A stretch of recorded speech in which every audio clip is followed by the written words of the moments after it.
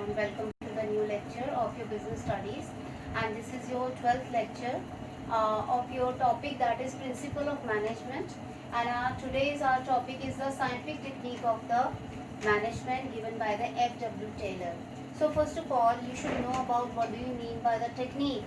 The way of carrying a particular task or a skillful efficient way of doing or achieving something, that is the technique. So today we will technique of scientific management given by F.W. Taylor, and these are functional. First is the functional foremanship, second is the standardization and simplification of the work, third one is the work study, fourth one is the differential piece weight system, and fifth is the mental revolution. Now going to the first, the traditional foremanship. So it means that here he suggested to divide the factory into the two departments, planning and the production. So W. Taylor felt that the worker should be the worker should be free from the work from burden of planning and must concentrate on the work and production. To develop the specialization in production, each department must have the functions expert and the supervisors to guide and to supervise and to instruct the workers. Okay, as one foreman cannot be expert in every aspect of the work, so he stressed on minimum 8 specialists or a functional expert in the supervision. So actually this technique says to you that the planning and the production work should be different from each other, and the work should be divided according to them. So for this, the work should be divided into sub 8 parts, and that 8 parts should again divided in actually two parts. It is based on the under planning department and under the operational department. Under planning department, we have the routine clerk. It fixes the sequence of the steps of the performing the mechanical work. Then the instruction card clerk. It gives the journal instructions to carry the work in a specified manner. Then time and cost clerk. It fixes the time for starting and completion of the work. Also prepare the cost sheet for every job. Then fourth one is the disciplinarian. He is responsible for orderly and systematic performance. So these are the four foremen who actually take care of the under the planning department. Next is under operational department. Here it comes the gang boss. So gang boss actually arrange all the machine tools and other resources. Next is the speed boss. He assured time by completion of the work. So he sure actually timely completion of the work. The next one is the repair boss. He ensured that machine and tools are kept in working condition. Next is the inspector. So this boss keep check on the quality control. So this is the first technique of the scientific technique of the management. Second technique is the standardization and simplification of work. Okay, now standardization means standard can only be maintained right from selecting the tool, equipment, machine to use the maximum the output by keeping in mind of quality standards. Okay, it means setting up standard in the quality, size, weight and measurements. To set standard, manager must make use of the work study technique. Okay, so work study means it includes a time study, motion study and fatigue study. It aims to set up the performance standard by men and machine. Whereas, what do you mean by simplification of the work? Whereas simplification brings uniformity in the works. As more variety means the mean more work. More variety means the more work, more machine, more labor, and it creates the confusions.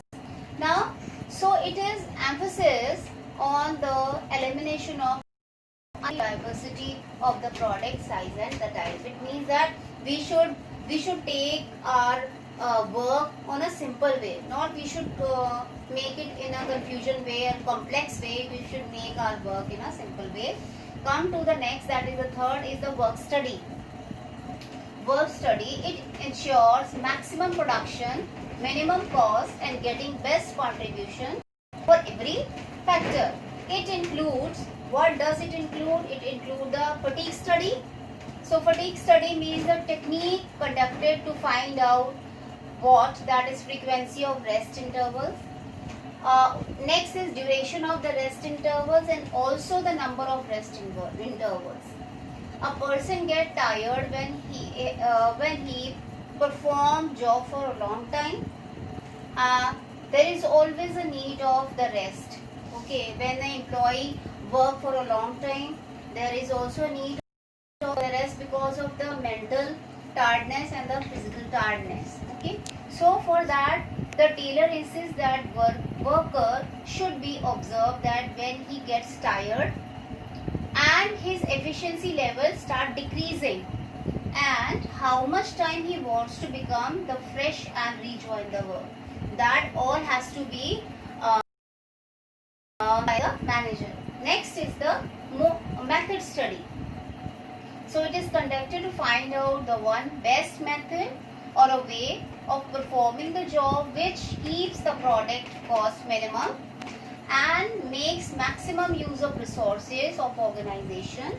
Taylor suggests that method of production should not be decided by the rule of thumb, but all methods should be tried, and one which bring maximum benefit with minimum cost must be selected. Next is the time study. Now time study refer to find out the standard time to perform, okay, performance of the job, to see the standard worker and to determine the number of workers to be employed. Stopwatch should be used to note the time. Next is the motion study. So it differentiates. Motion study means you have to see that in the work task there is a two kind of the work. One is to differentiate.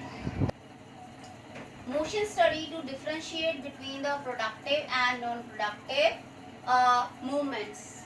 Okay, to eliminate the unproductive movements, to design the equipment to feature which minimize the unproductive movements. So it's very important, because when the employee work, he has to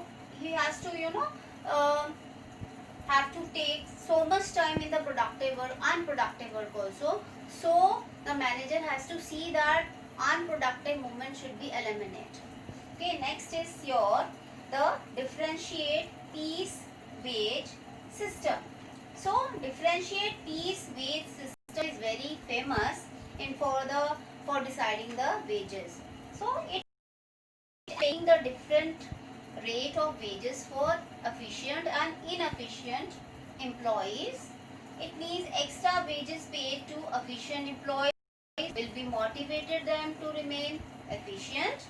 It also motivated to inefficient employees or a worker to come into category efficient worker. This technique is the strongest motivator for the worker. In this system, the worker producing more than the standard target must be paid the highest wages, and those who are producing less than the must paid with the rate of less than the wage. So this is very famous in deciding the wages of the labor. Next is the fifth one is the mental revolution. This is also one of the technique of the scientific management. It refers to change in the mental attitude of the worker and managers towards each other, and must create cooperation between both groups. Taylor said that workers always feel that management exploits them, overburden them with the excess work, and pays less than them wages. And on the other hand, feel that workers always grumble, they follow go slow policy, damage the equipment, and work carelessly. So Taylor stressed that there is the need of to change the attitude of both the group. He suggests the change as a revolution of mind to develop positive thinking and feeling of cooperation with each other. So these are the 5 scientific management principles given by the Taylor, and it is very much useful being a manager who is performing the management work. So you just revise it and read it with the help of the books and learn it properly.